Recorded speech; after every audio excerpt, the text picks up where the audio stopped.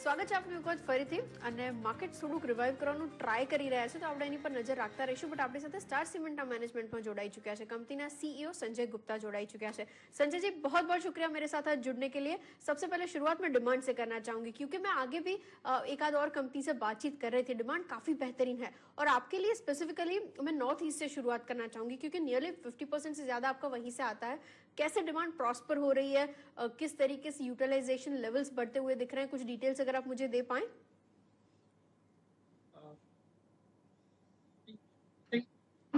भी बहुत अच्छी है। जैसे आपको दूसरे सीमेंट कंपनियों ने भी बताया, नॉर्थ ईस्ट में भी डिमांड क्वार्टर 4 में बहुत अच्छी रही है और आगे क्वार्टर 1 में भी डिमांड की बहुत अच्छा रहने की उम्मीद है। ओवरऑल अगर मैं देखूं कि नॉर्थ ईस्ट ने पूरा FY21 जो है पॉजिटिव नोट में बंद किया है, इन स्पाइट ऑफ दैट कि अप्रैल का महीना जो है बहुत ही खराब था। उसके बावजूद भी नॉर्थ ईस्ट में करीब ओवरऑल मार्केट में करीब 2 से 3% की ग्रोथ ही आई है। इवन ईस्टर्न सेक्टर में भी डिमांड अच्छी रही है। क्वार्टर 3 में भी थी अच्छी और क्वार्टर 4 में भी अच्छी रही है और ओवरऑल ईस्ट भी जो है ऑलमोस्ट फ्लैट या एक आध % ग्रोथ के साथ ही बंद होगा। Okay, agreed sir. अच्छा, इन टर्म्स ऑफ वॉल्यूम्स वो किस तरीके से बढ़ते हुए दिख रहे हैं? अगर हम लोग टारगेटेड सेल्स वॉल्यूम की बात करें क्वार्टर 4 के लिए, आप क्या टारगेट लेकर चल रहे हैं?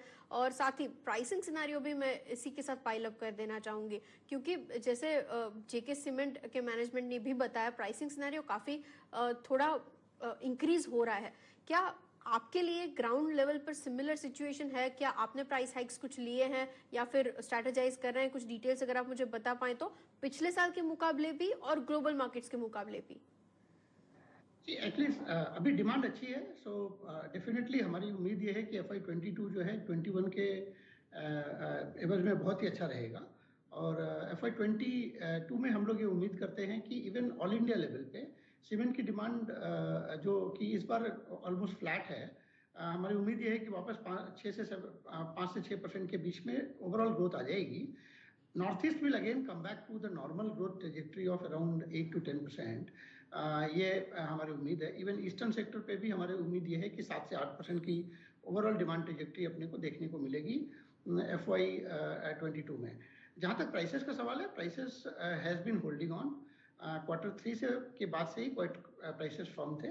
There has been some increase, हमने कुछ इंक्रीज लिए हैं रिस्पेक्टिव मार्केट में ईस्ट एंड नॉर्थ ईस्ट में, बट ये लार्जली क्या होता है कि मानसून सीजन में जो प्राइसेस गिरते हैं, जब भी हम लोग मानसून से बाहर निकलते हैं तो प्राइसेस बढ़ते हैं। सो अभी तक जो भी प्राइस इंक्रीज देखने को मिला है वो largely is to offset the price decrease which has happened during monsoon season.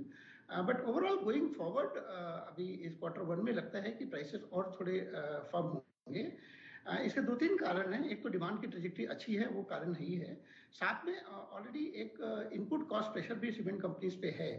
जिस तरह से पेटकोक के prices, overall petroleum products and coal prices internationally has gone up, उसका भी एक इम्पैक्ट जो है ओवरऑल प्राइसेस पे, सीमेंट प्राइसेस पे पड़ रहा है और उसमें भी एक कॉस्ट का पास थ्रू इम्पैक्ट है।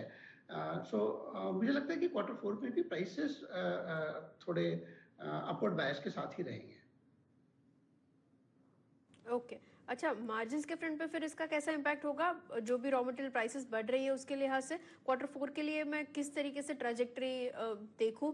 ईयर एंड किस तरीके से होगा? कुछ ब्रॉड आइडिया आप मुझे दे पाएं? अगर न्यूमेरिक टर्म्स में तो आप नंबर्स शेयर नहीं कर पाएंगे, लेकिन कुछ माइन्यूट से आइडिया अगर आप मुझे बता पाएं। जी, लार्जली देखिए हमारी क्वार्टर अप टू क्वार्टर 3 हमारी ओवरऑल मार्जिन करीब 1350 रुपए के आसपास थी।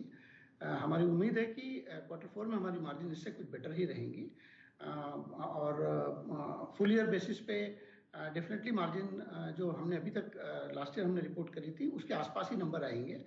बट FY22 यहाँ से बहुत बेटर लगता है। मुझे लगता है कि FY22 में एटलीस्ट कुछ भी नहीं हो तो 200 बेसिस पॉइंट का मार्जिन में इंप्रूवमेंट आना चाहिए।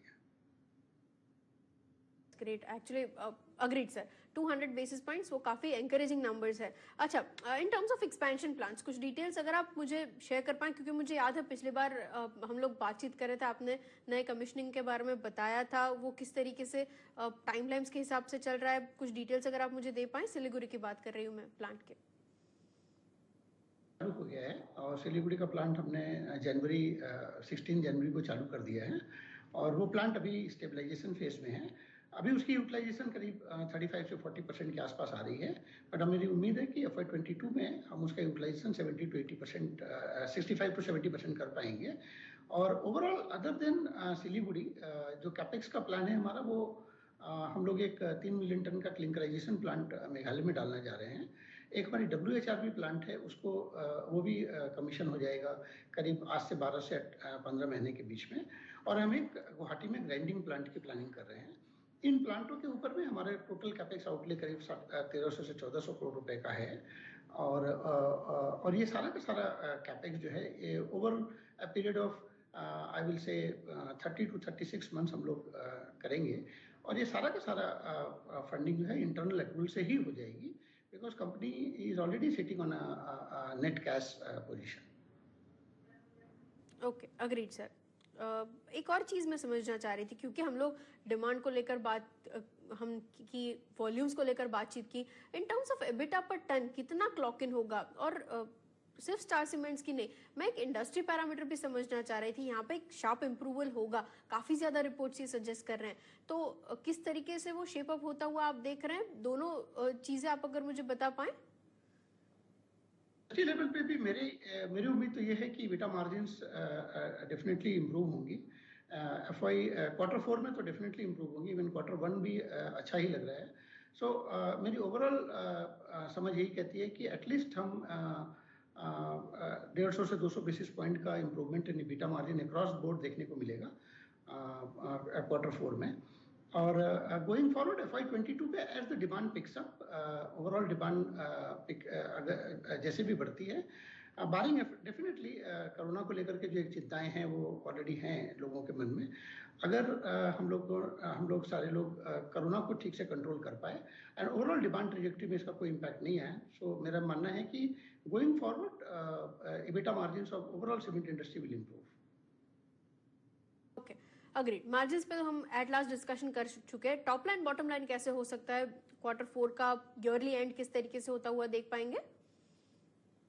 Definitely as the volume growth से हमारे लिए क्या था कि FY21 में हमारे वॉल्यूम्स अराउंड 7 to 8% कम ही रहे हैं as compared to 1920।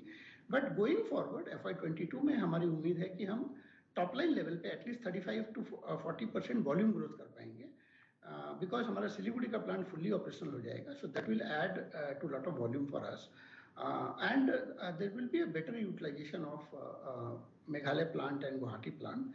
This will also add to the volume, and we are hoping that there will be no hiccups and there will be no lockdown या कोई भी तरह का ओवरऑल लॉकडाउन या मिनी लॉकडाउन कुछ भी नहीं रहेंगे। तो अगर वैसी सिनेरियो बनती है तो डेफिनेटली हम लोग वॉल्यूम लेवल पे 35 to 40% overall top line growth देखने को मिलेगी। डेफिनेटली जो टॉप लाइन ग्रो करेगी तो उसका एक इम्पैक्ट बॉटम लाइन पे भी रहेगा। जैसे मैंने कहा कि आई एम लुकिंग फॉरवर्ड कि 200 बेसिस पॉइंट का EBITDA ग्रोथ रहेगा, एंड जैसे मैंने कहा कि कंपनी नेट कैश है, सो जो भी टॉप लाइन जो EBITDA ग्रोथ आएगी वो डेफिनेटली बॉटम लाइन पे भी इम्पैक्ट रिफ्लेक्ट करेगी। ओके, बिल्कुल, बहुत बहुत शुक्रिया सर। विद बेस्ट रिगार्ड्स के आने वाले क्वार्टर्स में जब भी हम लोग रिजल्ट्स के ऊपर बात करें, ये सारे पैरामीटर्स इन डिटेल डिस्कस कर पाए। थैंक यू सर मेरे साथ जुड़ने